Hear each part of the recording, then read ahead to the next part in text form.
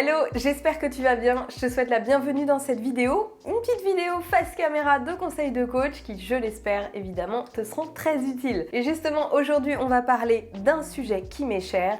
Il s'agit du mouvement. Donc dans cette vidéo, je vais te donner des conseils très simples pour plus bouger pour toi au quotidien parce qu'on sait que la sédentarité, clairement, elle ne nous fait pas du tout de bien. Alors c'est parti pour 5 conseils ou plutôt actions à mettre en place pour intégrer davantage de mouvement à tes journées et entretenir ta forme, ton bien-être et ta santé. Et parce que ça m'intéresse beaucoup de savoir comment toi tu bouges au quotidien, si tu as un mode de vie plutôt sédentaire ou actif, ou si tu rencontres des difficultés à prendre du temps pour bouger pour toi, je serais vraiment heureuse d'avoir ton retour en commentaire. Allez, c'est parti avec le premier conseil.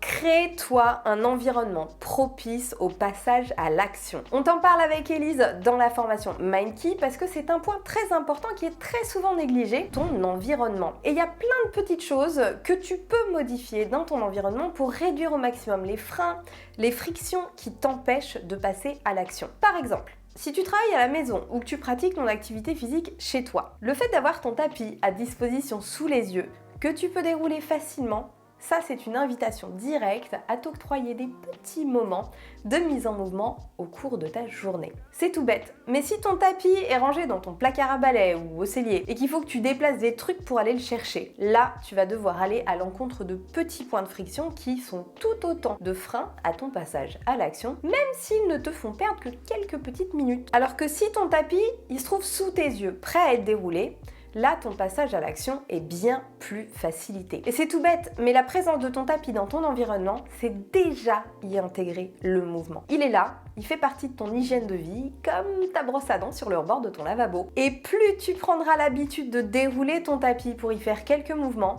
plus ça deviendra presque un réflexe, comme finalement de te brosser les dents. Pareil pour ta tenue et ton sac de sport, prépare-les pour ne plus qu'à avoir à les utiliser avant de partir au boulot ou une fois le moment venu. En faisant ces petites modifications, tu te prépares un toboggan qui te fera glisser directement vers le passage à l'action. Pense à toutes ces petites choses qui ont l'air toutes bêtes mais que tu peux faire pour te faciliter la vie au quotidien et t'éviter de changer d'avis quand le moment de bouger et de te faire du bien se présente. Je te conseille d'ailleurs de faire ce petit exercice en notant les points de friction qui se trouvent dans ton environnement, même les plus anodins ou insignifiants, et de chercher les petits changements que tu pourrais opérer pour en faire des incitations. Tu vas voir, c'est un petit exercice qui apporte bien plus que tu ne peux l'imaginer. Avant de passer au deuxième conseil, j'en profite très rapidement pour te présenter Casidomi, avec qui je travaille en partenariat et chez qui tu pourras trouver, en plus de tous tes produits bio à prix réduit toute l'année, ce très joli tapis écologique en caoutchouc naturel et en polyester recyclé, parfait pour tes activités douces à la maison. Si tu veux en savoir plus, je te mets le lien et toutes les infos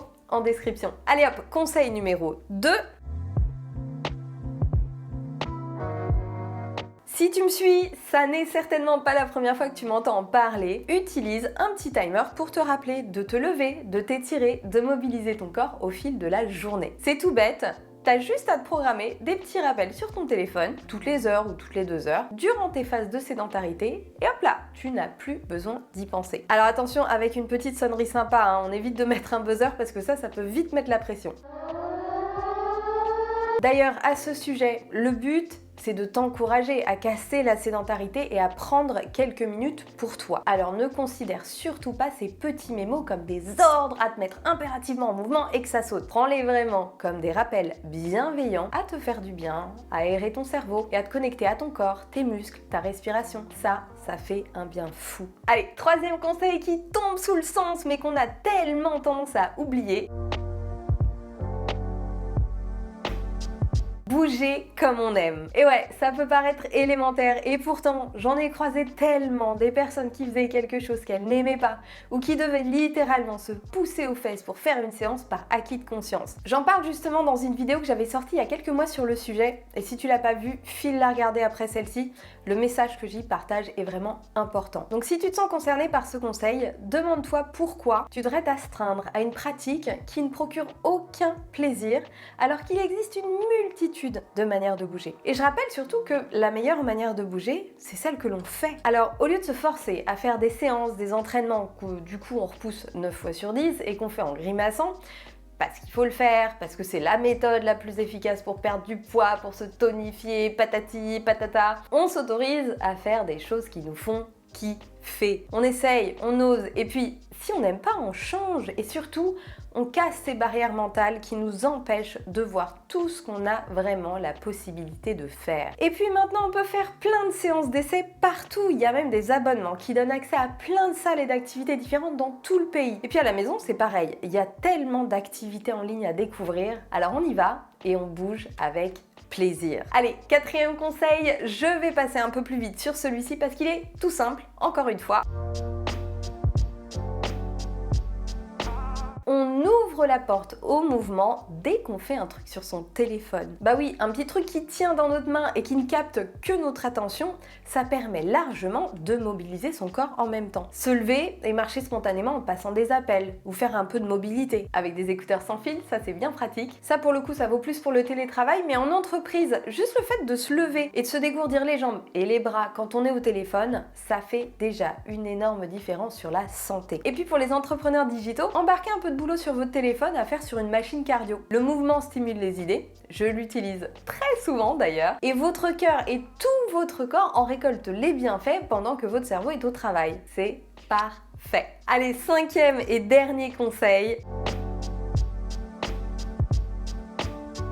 Le mieux est l'ennemi du bien. Ah là là, encore un conseil bien bateau, et pourtant j'en vois énormément qui ne l'appliquent pas du tout. Pour contextualiser, quand il s'agit de bouger pour être en forme, on se dit qu'il faut faire des séances de telle durée pour que ça serve à quelque chose. Et c'est comme ça qu'on se retrouve à finalement ne pas faire grand chose parce qu'on n'a pas le temps ou pas l'énergie de faire une séance digne de ce nom. Du coup, on ferme la porte à plein de moments dans la journée où on aurait eu l'opportunité de faire quelque chose pendant quelques minutes. Ces petits moments qui, mis bout à bout, ont un impact considérable sur le bien-être et sur la santé. Et hop, juste parce que ça n'est pas une vraie séance, on les balaye complètement et bien souvent on ne fait rien. Au lieu de vouloir faire beaucoup et finalement ne pouvoir que d'une manière aléatoire, on fait un petit peu dès qu'on peut, le matin, au cours de la journée, en rentrant à la maison. 3 minutes, 5 minutes, 10 minutes qui comptent bien plus qu'une séance complète occasionnelle. Ça, c'est pas la première fois que j'en parle et d'ailleurs tu retrouveras des vidéos qui pourront compléter celle-ci